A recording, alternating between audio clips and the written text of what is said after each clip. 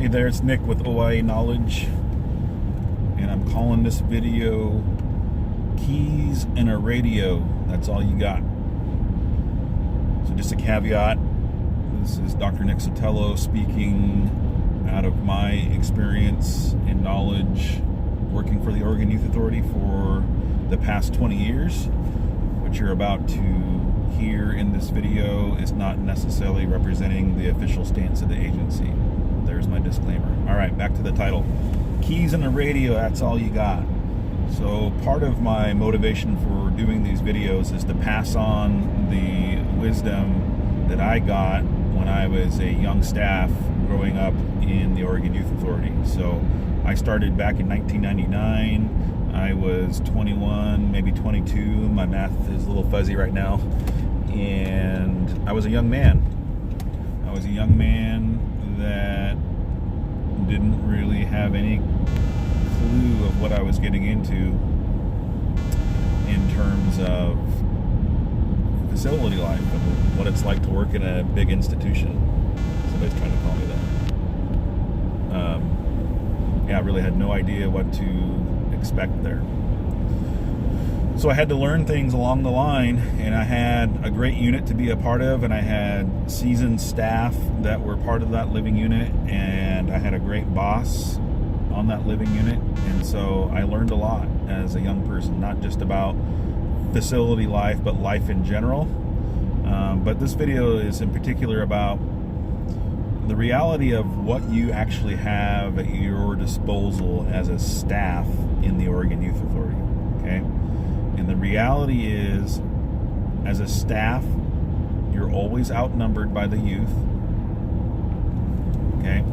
We talk a lot about staffing ratios and what's the minimum staffing ratio and what's the, is it 1 to 10? Is it 1 to 12? Is it 1 to 13?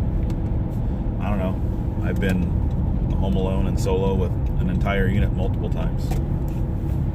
Just how it rolls sometimes. But regardless, if you're alone with 3 youth, 5 youth, they're in control if they wanted to be. Okay? They could probably overcome and overtake you if they wanted to. That's a big if, right? That seldom has happened in my career in 20 years. I could think of, I don't know, maybe 5 times where that's happened in 20 years, maybe, where a group of staff or a group of youth have intentionally overpowered staff.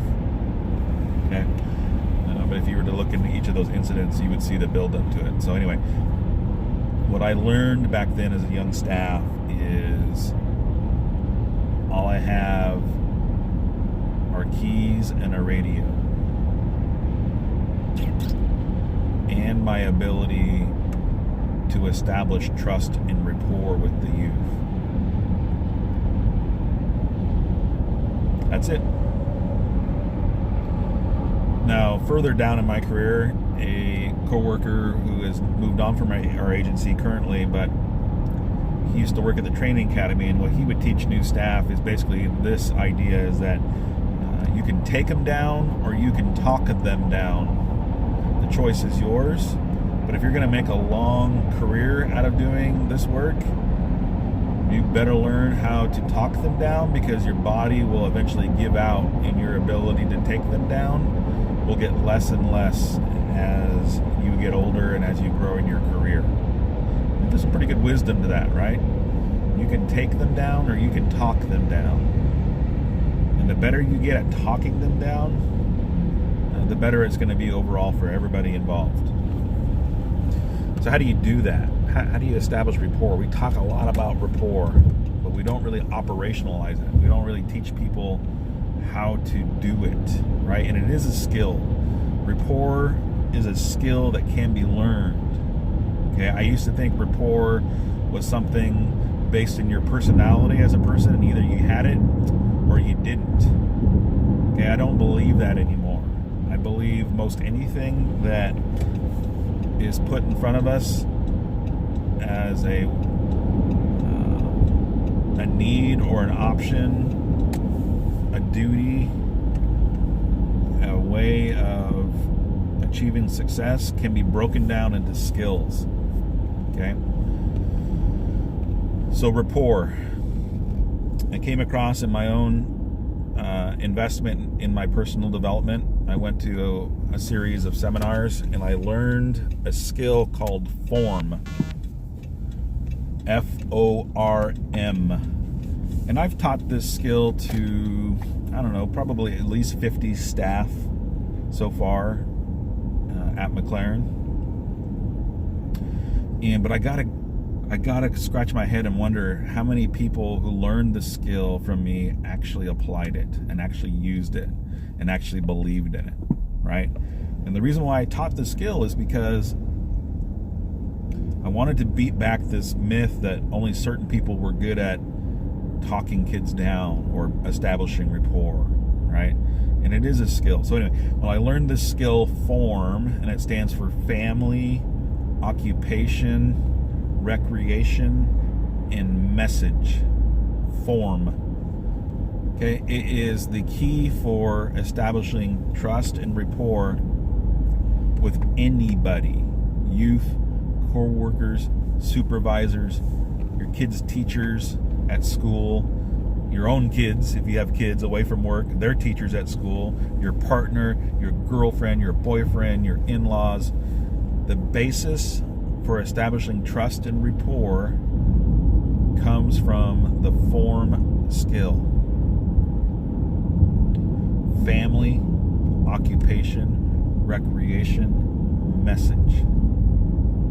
Okay, so it's an actual conversation skill that you can use, that you can learn, that you can get better at with repetition, right? You can't just learn it once and then never put in the reps and expect it to work for you, right?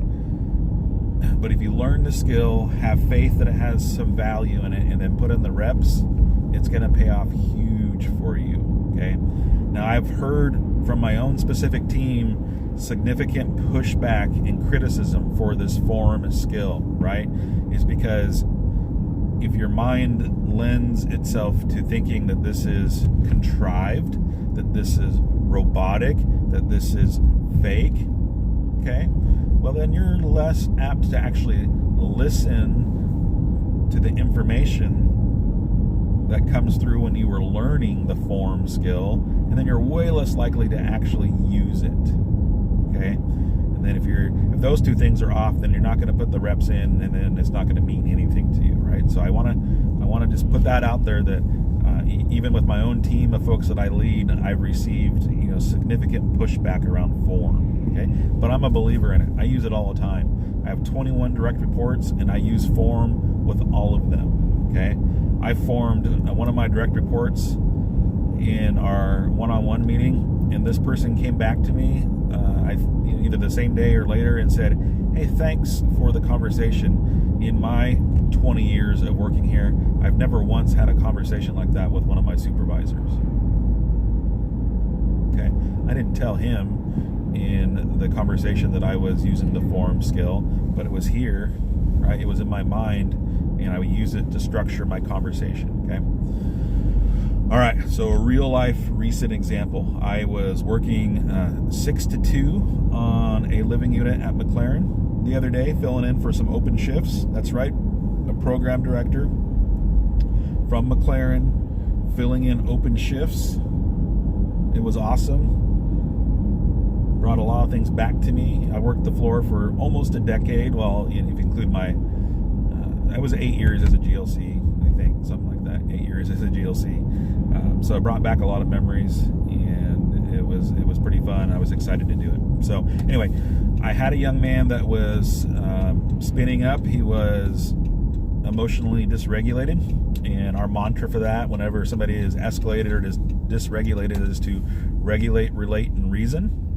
Okay, so your first intervention as GLC staff is to, number one, be aware of the dysregulation, and number two, attempt to re-regulate the young man or the young person in your care. Okay, so what does that mean? What does re-regulate? Well, that's a whole nother video that I'll do and kind of break down regulate, relate, and reason.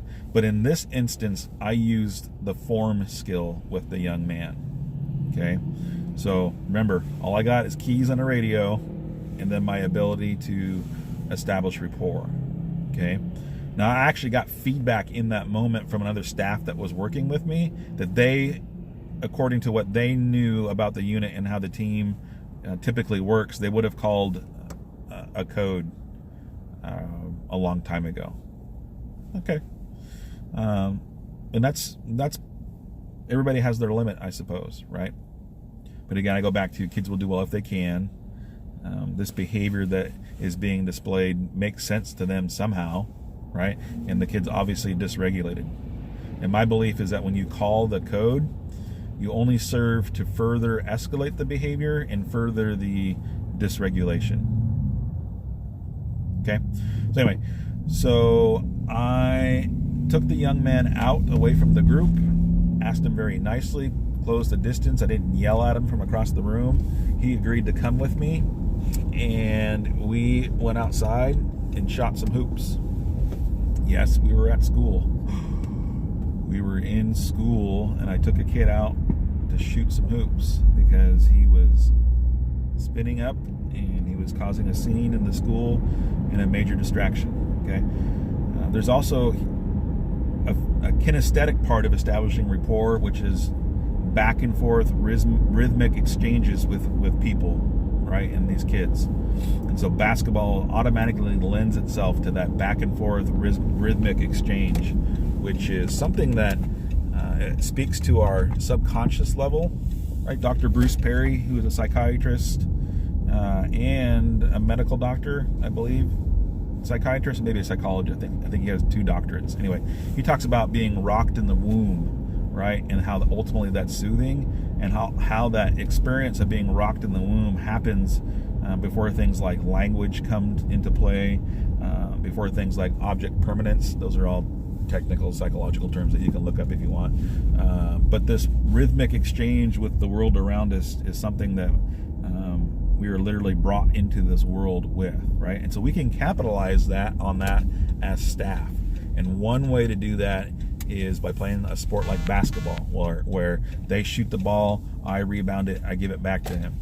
He shoots the ball, I rebound it, I give it back to him. I did that 3 or 4 times, and then I went into the form skill. Okay, and again, my whole purpose in doing this was to re-regulate him and get him back on task in school.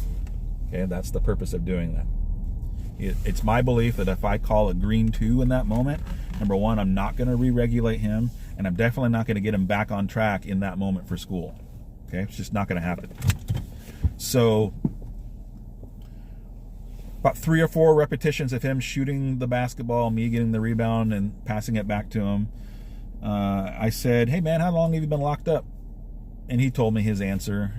And then I said, "Where are you from?" And he told me. And I asked him, "Okay, so when you get back out, what's out there for you?" Right? That's my way of asking about family in form, right? Because most kids want to talk about getting out, right? And then most kids will have something to articulate around what's waiting for them out there, right? Okay, not every kid's going to say mom, dad, brother, sister, family, whatever, but it is a way to get to that F part of form in a pretty natural way, in a way that doesn't seem off or creepy. That's the pushback that I got. "Oh, you can't be asking kids about their family. They're going to think this." Oh, well, yeah, you're right. You have to learn how to do it in a way that's natural and that makes sense, right? Again, so most kids want to talk about getting out, and then I ask them, what's waiting out there for you? Okay? And then notice I didn't even say, do you have family out there? I just say, what's waiting out there for you? Where are you going to go home to? I mean, where is out for you? And this kid told me all about it. Okay? And then I say, the next thing, I said, "So what do you like to do for fun?" And he basically said, nothing I can talk about. And I said, "Okay, I appreciate that. But in terms of things that you know to be positive, what do you like to do for fun?" And he basically told me, he likes to play basketball, which kind of made sense. That's what we're doing, right? I honestly probably didn't talk about occupation, but that's what I want to address in this, right? So occupation is obviously geared for an adult or maybe one of our older youth, right? You can talk about future vision. What do they want to do for a career or work, right? Some of our kids have jobs in the community, so you might be able to ask them about that. But again, usually what I will try to say is something to the effect of, in a lot of ways, your stay here is a lot like work. And so what's the best part about being here, and what's the not, what are you not a fan of about being here? And just kind of get them to talk about the pros and cons, right? And again, you'll be surprised. Most kids will identify positive things about being here, even if their initial response to that is, man, this place sucks, and people like you, staff like you suck, whatever, trying to clean the language up, because it obviously gets much sharper than that. I don't think I used occupation on this part of the forum, to be quite honest, right? But it was 6-7 minutes were going by, and I recognized I was on a short time frame. I needed to get him back in the classroom, right? Because I'm modeling for the rest of the youth, the teacher, and the other staff that were there with me, how to take the extra 10. That's a concept that we talk about in facility services, taking the extra 10, regulate, relate, and reason. Okay, so I knew that I was out there for probably about 8 minutes, and I said to the young man, I said, look, we can't stay out here forever, man. He said, I know. 5 more shots and a layup, and we'll go back inside. And I thought, well, that's pretty reasonable. 5 more shots and a layup. Okay, he missed 5 in a row. Actually had a pretty decent shot, but he missed 5 in a row. I said, no. You can't end on a miss. You got to end on a make, right? So I gave him one more rebound, and on the 6th shot, he hit it. I got a rebound and gave him a layup. He made the layup. So then we walked back to the door. And as we approached the door, I had my key out, and I said, look, when we go back in there, you can't be loud, you can't be making a scene, and you can't be dribbling the basketball inside. He's like, I know. When I go in, I'll be quiet. I'll give the ball to the staff, and I'll go sit down. I said, okay. So I popped the door, and he did exactly that. He went right up to the staff, gave them the ball, went over and sat down, and got back on task. Okay, so keys in a radio and your ability to establish rapport. Now, before this time, I didn't know the kid, right? I'd only seen him in steps here and there. But I definitely had never established any kind of connection with the kid, right? So all that happened on the fly, in the moment, using the form skill, okay? Now you may say, yeah, but I just can't take every kid out for basketball. Okay, you might be right. You may not be able to do that, right? But what can you do, right? If your mind is trained to think about what can be done in this moment to re-regulate and to not have to call a code, which we know is going to further escalate the situation and further dysregulate the young man, what can you do? What can you do to re-regulate the young man? Okay. For me, in this situation, there was an opportunity to take him out and shoot some hoops. Okay. So that's what I did. And by the way, I didn't have a whole classroom of kids demanding to go out and shoot hoops either, right? Because that's usually the concern that some people have. Oh, if you do that for him, then the rest of them are going to want to do it too. That's seldom the case, right? Even as a GLC, I didn't know that to be the case in my experience. So I just wanted to highlight that. Was it risky? It might have been risky, but again, you can take him down or you can talk him down. And I was willing to take that risk in this moment for an opportunity to re-regulate him and get him back on task and get him back to doing school, because ultimately that's what the expectation was, which was to do school, right? When you call that code and you have a staff responder come and yard that kid out of there, he's not getting any school done, right? And then he starts spinning on what a jerk the staff are and how stupid school is, and his mindset isn't anywhere near doing school, right? So we just have to be more sophisticated about our mindset and understanding of what we're actually doing, right? This young man was highly disrespectful for the first part of this day, and actually he was again later in the day because of some other interactions that he had with peers and staff. So I'm going to go back to the unit, and I'm going to have a follow-up conversation, right? So this is about the escalation curve, right? So at the peak, is when the behavior peaks, and that's typically when we provide the bulk of our responses. We've got to learn to provide the bulk of our responses on the front side of the escalation curve, right, and then back on the downside, which represents more regulated state, right? So now that this situation is over and done with, and any consequences that would have been handed out because of his behavior are pretty much done with, I'm going to go back and then follow up with him, right? And I'm going to point out the things that went well, and then point out the things that could be done better in the future to avoid situations like this altogether. So that's going to be my process there. So that's where the accountability comes in, right? Accountability equals skill development in regards to what facility services put out for this, okay? And that's really where it's about. I'm going to go back and I'm going to hold him accountable, but I'm also going to praise him for his capability of re-regulating when coached and prompted, right?